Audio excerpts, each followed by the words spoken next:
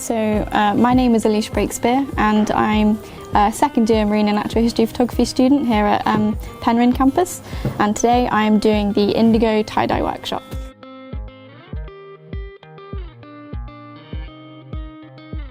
I've had a really great time today. I've met loads of cool people, like-minded people that want to get to know more about crafts.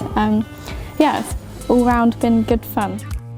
I think because I do photography, I'm very much involved in technology, and I don't really get a chance to explore the arts like I'd like to.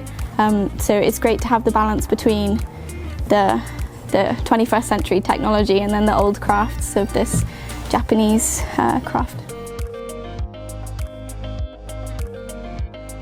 So coming from an art and design background, I've always had a love for craftsmanship, and I just think that you need to embrace the arts, and any chance you get, just kind of relax and be with like-minded people and do some art. Yeah.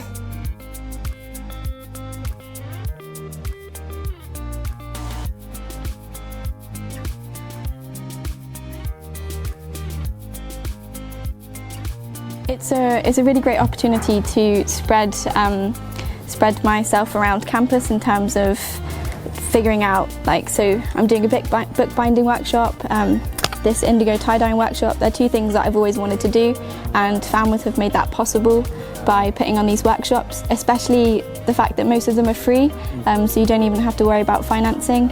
It's really great, and you get lots of materials. The groups are also quite small to work with, so you're not competing against other people for materials, which is great.